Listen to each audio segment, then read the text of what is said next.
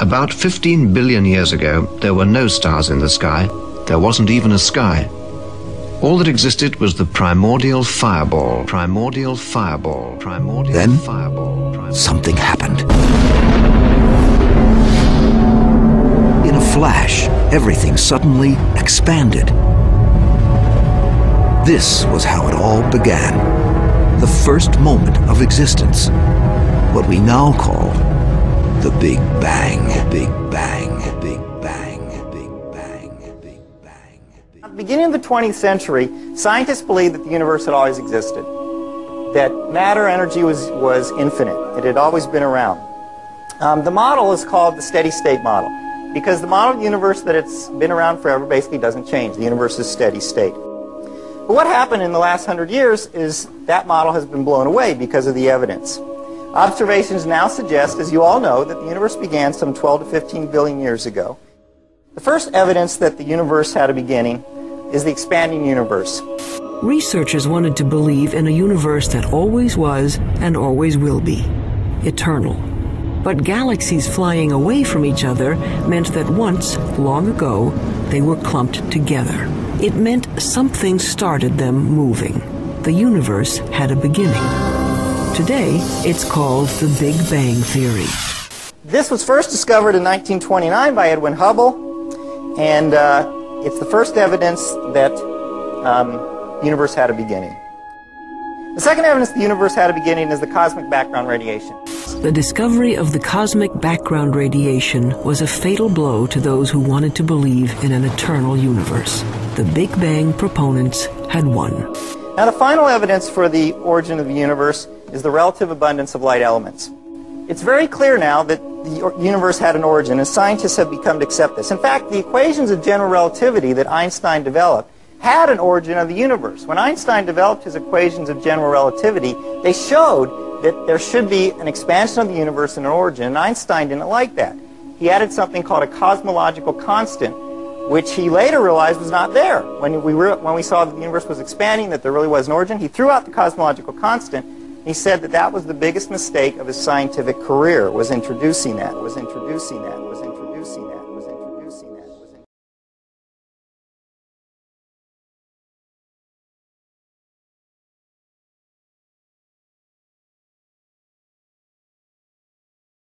That there is a mathematically precise structure to the universe and everything in it.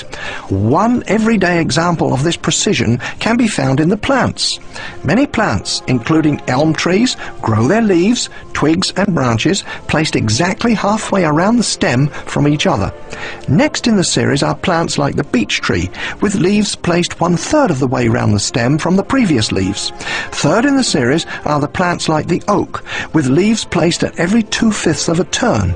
The holly plant is the next at 3/8, while the larch trees are the next at 5/13, and the sequence goes on and on. Notice the number sequence of these fractions: 1, 1, 2, 3, 5, 8, 13, and so on. Each number is the sum of the two numbers which came just before it in the sequence. This particular mathematical pattern is called the Fibonacci series. Take, for example, the sunflower. The display of its florets are in perfect spirals of 55, 34, and 21. The sequence of Fibonacci. The sequence of Fibonacci. The sequence of Fibonacci. The sequence of Fibonacci. The fruitlets of the pineapple create the same spiral based on the sequence. The pine cone does the same. As currents move through the ocean and the tide rolls onto the shore, the waves that bring in the tide curve into a spiral that can be mathematically diagrammed onto a plot at the points 1, 1, 2, 3, 5, 8, 13, 21, 34, and 55.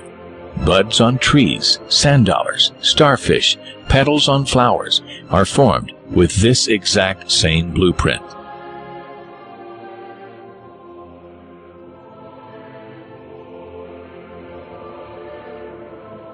This blueprint can be seen around us on a small scale every day, but the greatest example of all is directly above our heads.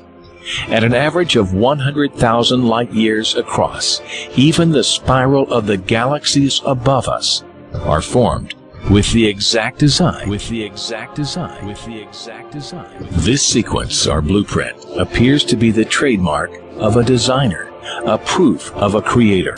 Also known as the golden mean, the divine proportion is a mathematical formulation exhibited in everything from the double helix of DNA.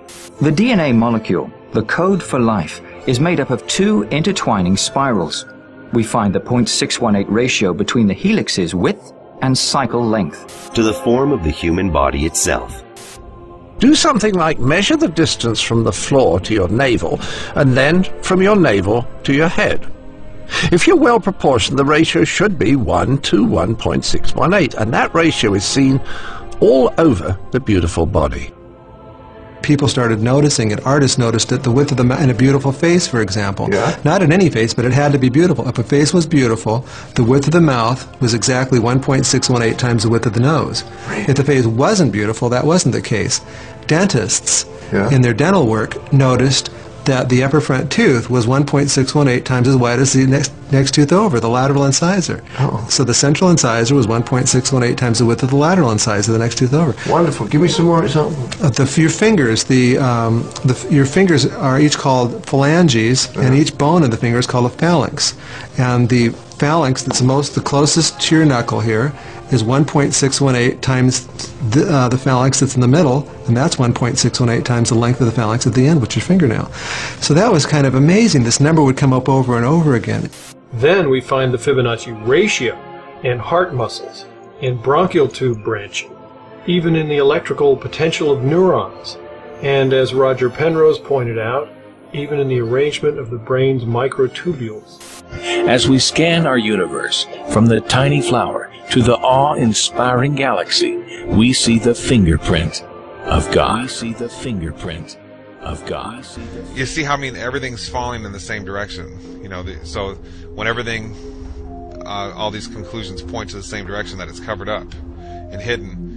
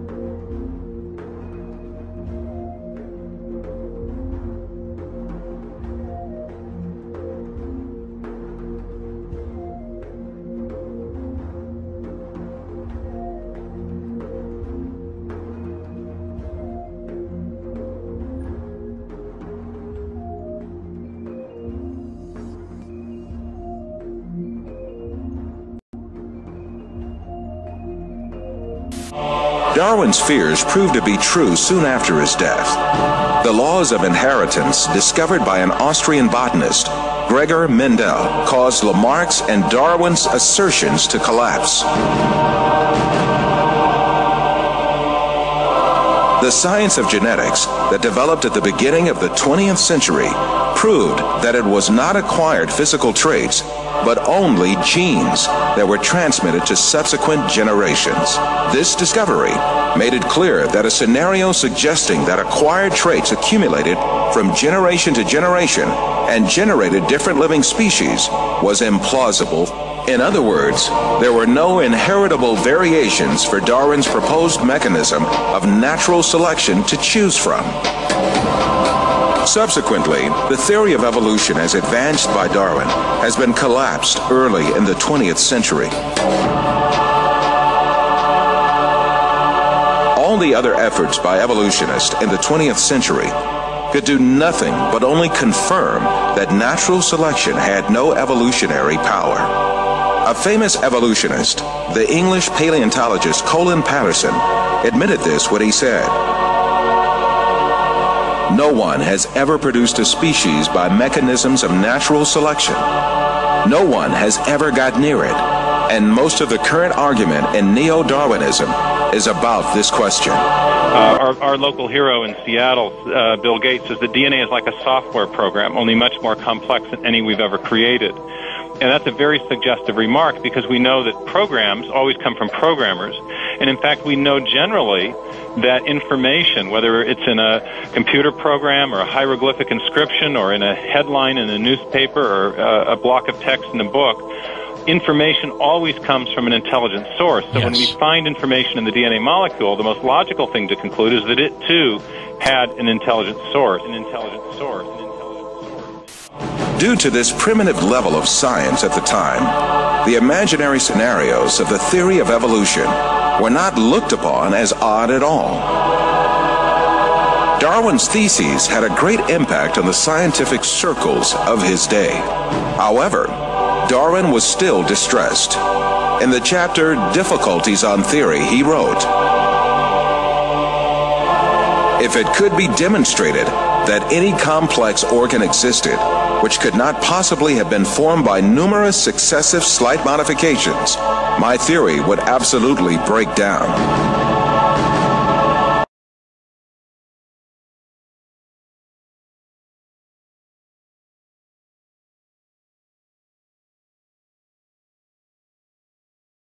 And as we have been programmed mentally, intellectually, one must be aware of this being programmed like a computer. The programming that we are constantly assaulted by throughout our life conditions us. It programs us to a particular worldview. Is they are absolutely propagandizing the world with all of their theses about the nature of the universe that we live in, where we come from, our origins, the origin of the universe, and so forth. The project is literally the secularization of the world, to completely strip the world from religious beliefs. This is the project, and that is why it is called Novus Ordo Seclorum, a new secular or worldly order. A new study says the news media have been pushing a gospel of godlessness on the American public. Sure, it's hard for some of you to believe, but you will never see it more clearly than you will today. I mean, it's just so amazing. The creationists were right all along. To be honest, they just didn't have the argumentative skills. All of you are engaged in running your mouths, doing your business, multiplying, buying houses, cars, business, whatever you're doing. And when you're told about God, religion, life, morality, you're saying, look, I ain't got no time for that. Because this media is here and designed to make sure that they ask no critical questions. To make sure that the only thing that they are concerned about is having a good time. The only thing they're concerned about is filling their bellies. The only thing they're concerned about is acquiring more and more material things. And so that is why today, one of the struggles that you have as young people, that when you want to do different events and you want to talk about real issues, you have the struggle of many of your peers who've been so conditioned in this matrix that they would rather party than listen to the truth. They would rather party and shop and go to the mall than to stand up for issues of justice. They're stuck in the matrix. But you have the responsibility of helping to wake them up, Now, how do we know that there's a God? After having been thoroughly brainwashed. And how do we know that there's a creator?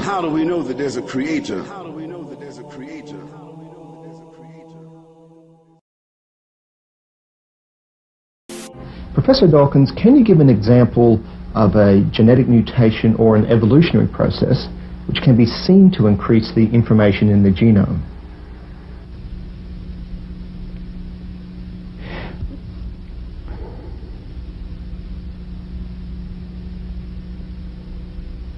The truth is very evident. Life has such a complex design that can never come about by chance. And I suppose it's possible that you might find evidence for that if you look at the details of biochemistry, molecular biology. You might find a signature of some sort of designer. Wait a second. Richard Dawkins thought intelligent design might be a legitimate pursuit? Richard Dawkins is his name. Arguably the world's most famous atheist. I don't know how you would test for that, but maybe we'll ask him. So, right off the bat, what's wrong with, in your opinion, with believing in a God, regardless of who the God is? I think it's false. I think that it's a matter of belief without evidence. And I suppose it's possible that you might find evidence for that if you look at the details of biochemistry, molecular biology. You might find a signature of some sort of designer. Wait a second. Richard Dawkins thought intelligent design might be a legitimate pursuit? And that designer could well be a higher intelligence from elsewhere in the universe.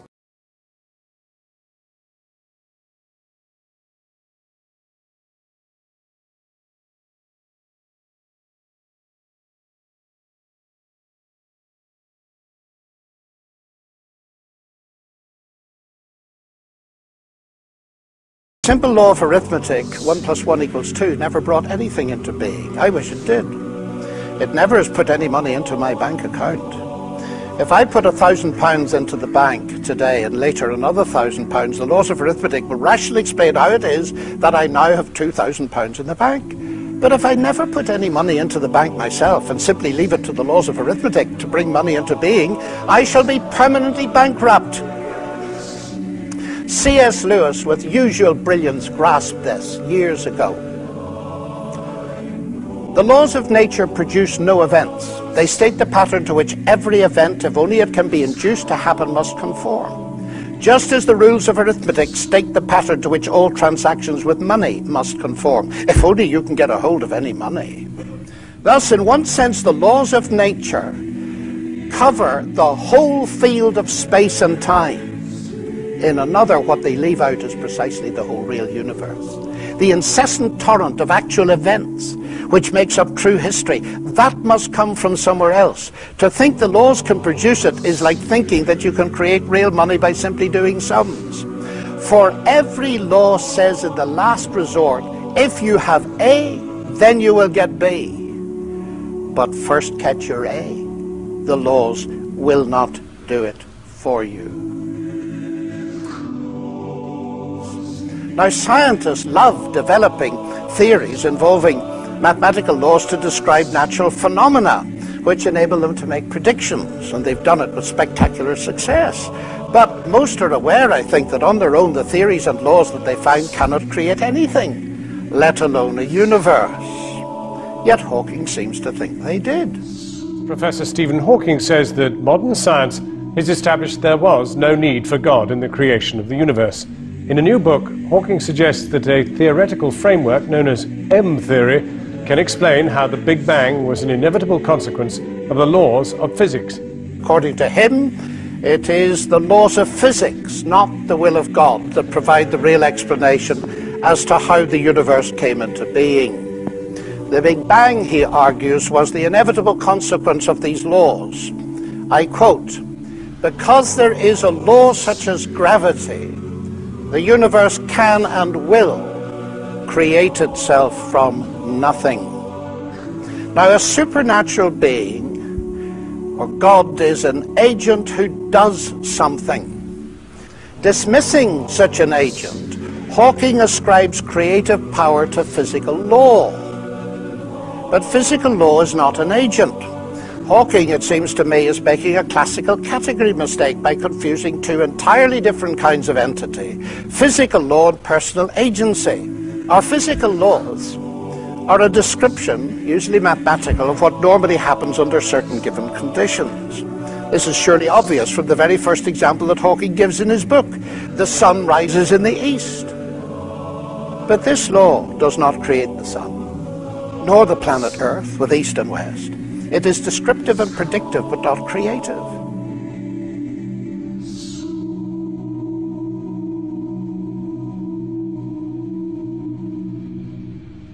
Similarly, Newton's laws of gravitation doesn't create gravity or the matter in which gravity acts.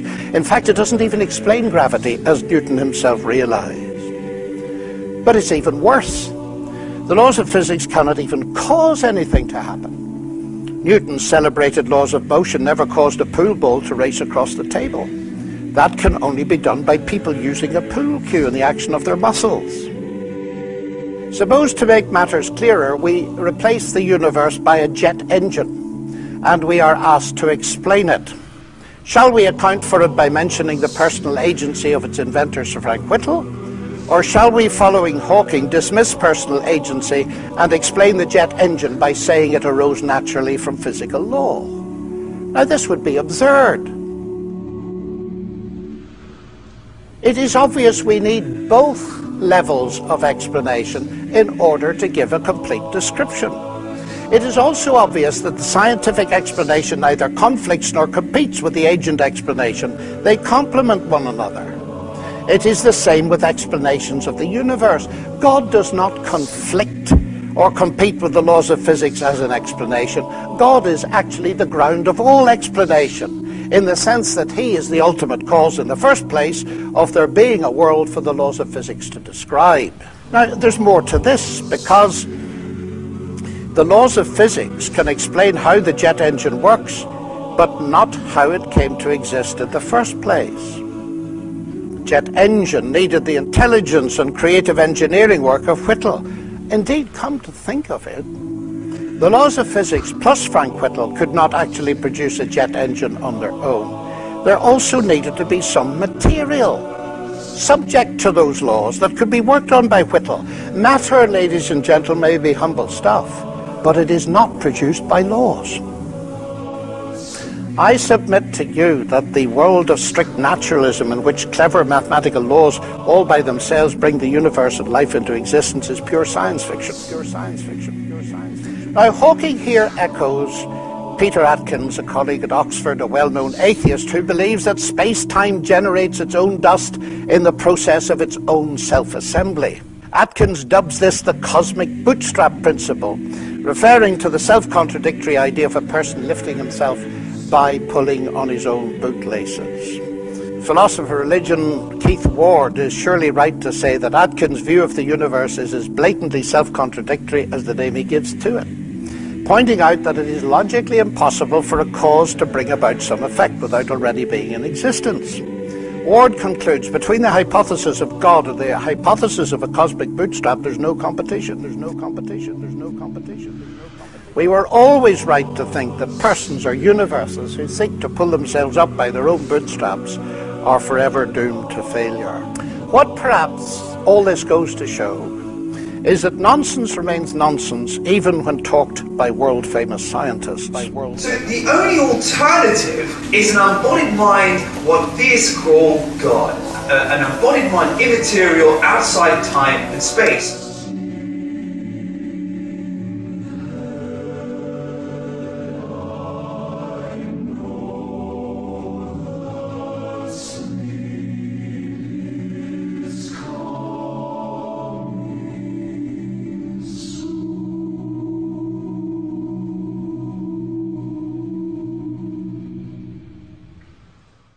So there's a God. Then you have to say, but sorry, where did God come from? It's not a question I hear often answered. In order to recognize that an explanation is the best, you don't have to have an explanation of the explanation. In order to recognize that an explanation is the best, you don't have to be able to explain the explanation. Folks, this is an elementary point in the philosophy of science. Suppose astronauts were to find on the backside of the moon a pile of machinery there that had not been left by American or Russian cosmonauts.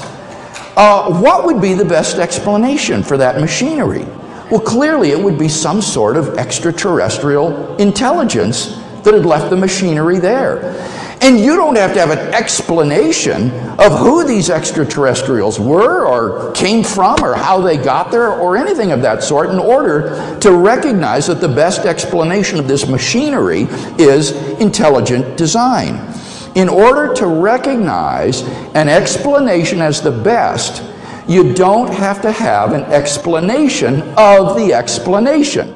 In fact, when you think about it, requiring that would immediately lead to an infinite regress of explanations. You would need an explanation of the explanation, but in order to recognize that as best, you need an explanation of the explanation of the explanation, and then an explanation of the explanation of the explanation of the explanation, and so that nothing could ever be explained.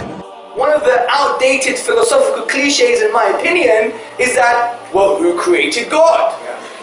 We hear that all the time, and they think it's a baseball bat against the theists. But it's made of sponge. And let me tell you why. If we say, what caused the cause that caused the universe, then let's continue. What caused the cause that caused the cause that caused the universe? Let's continue. Then what caused the cause that caused the cause that caused the cause that caused the universe? Let's carry on. Then what caused the cause that caused the cause that caused the cause that caused? And that goes on and on and on backwards.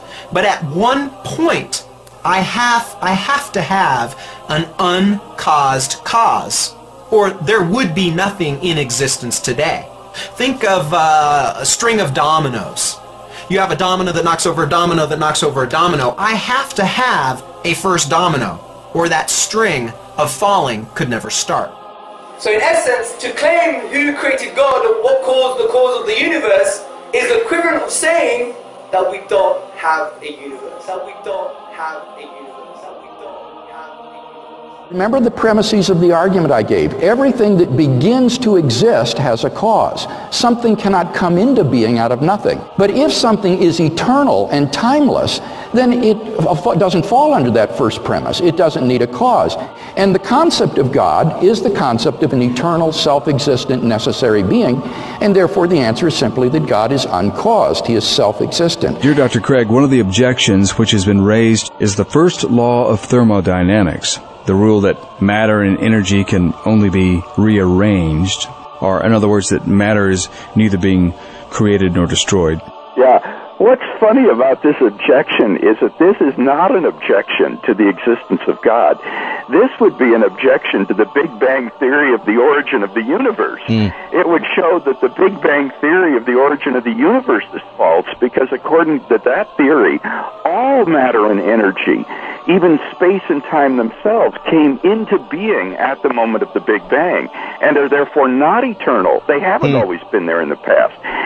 So if these fellows were right, all contemporary cosmologists who believe in the Big Bang theory of the origin of the universe would be contradicting the laws of thermodynamics, and that's hardly the case. Why?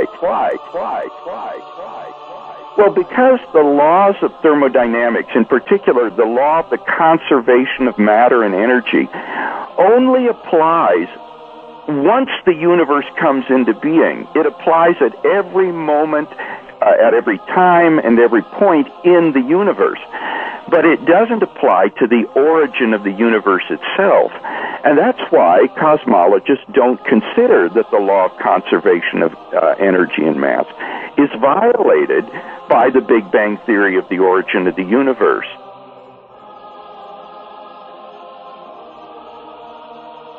In fact, the atheist fellow mentioned the laws of thermodynamics. He might have wanted to talk about the second law of thermodynamics, which says that in a closed system, things tend toward increasing disorder. Now, the universe on the atheistic view is just a gigantic closed system because it is everything there is and there's nothing outside it. And what that implies is that given sufficient time, everything in the universe would grind down to a state of maximum disorder. So if the universe has existed for infinite time from eternity past, why is it that we don't find ourselves in this sort of thermodynamically disordered state? I think that the best answer to that is that the universe has not existed forever. It began a finite time ago in a low entropy condition, and the thermodynamic clock has been running ever since then. So the evidence of thermodynamics itself suggests that the universe and matter and energy are not infinite or eternal in the past, but had an absolute beginning. To remind ourselves of the argument again, we have premise 1, whatever begins to exist has a cause. Premise 2, the universe began to exist. And from that, we draw the conclusion that the universe had a cause. The universe had a cause. The universe had a cause. So we ask another question, what is the nature of this cause? And the nature of this cause, upon conceptual analysis, which means critical thinking about this cause, we come to some startling conclusions. This cause must be one. The reason for this is because if we use the philosophical principle Occam's razor, which posits that we do not multiply entities beyond necessity, then we conclude it must be one. This cause must be uncaused, as we have already discussed the absurdity of an infinite regress of events, similarly with causes. This cause must be immaterial, because it created the sum of all matter, which is the universe itself. Significantly, brothers, sisters and friends, this cause must be personal. The reason I'm saying this is how else can an eternal cause bring into an existence a finite effect, the universe that had a beginning in time? It must have chosen the universe to come into existence, and choice indicates a will, and a will indicates a personality.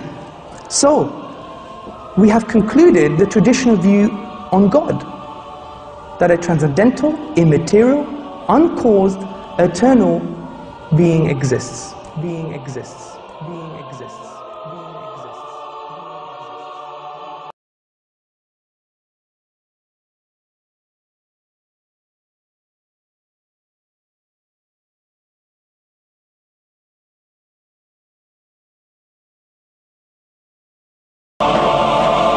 You can, with equal facility, model on a Neanderthaloid skull the features of a chimpanzee or the lineaments of a philosopher. These alleged restorations of ancient types of man have very little, if any, scientific value and are likely only to mislead the public. Evolutionists go so far in this subject that they can even invent very different faces for the same skull. The three entirely different reconstructions made for the fossil called Zensanthropus is a famous example showing how persistent evolutionists are in producing these false masks. Evolutionists engage not only in drawing and modeling tricks, sometimes they commit deliberate forgeries. The most famous of these frauds is the Piltdown fossil, introduced in England in 1912 by an evolutionist named Charles Dawson. This fossil was presented as the most important transitional form between ape and man and was displayed in museums for more than 30 years. Experts who re-examined the fossil in 1949 discovered that it was a forgery that had been produced by attaching an orangutan's jaw to a human skull.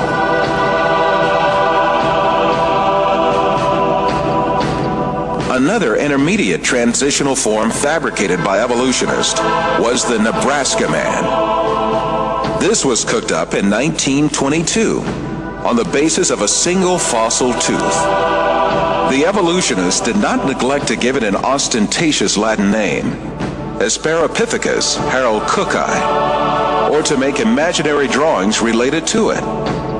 It was soon revealed that the tooth that had been the source of inspiration for Nebraska Man, in fact, belonged to a wild pig. Many other fossil skulls have been presented as great evidence for evolution, failed one by one. Neanderthal Man was advanced as evidence in 1856, dismissed in 1960. Piltdown Man was advanced as evidence in 1912, dismissed in 1953. Zinzanthropus was advanced as evidence in 1959, dismissed in 1960. Ramapithecus was advanced as evidence in 1964, dismissed in 1979.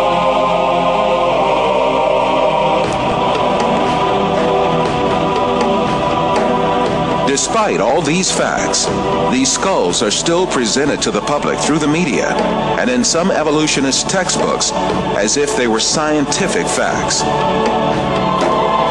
In many countries, an important part of the society supposes that evolution is a proven fact. A great deal of this so-called evidence of evolution, much of which has been dismissed by evolutionists themselves, is still presented to school children in their textbooks, where they are depicted as the ancestors of man.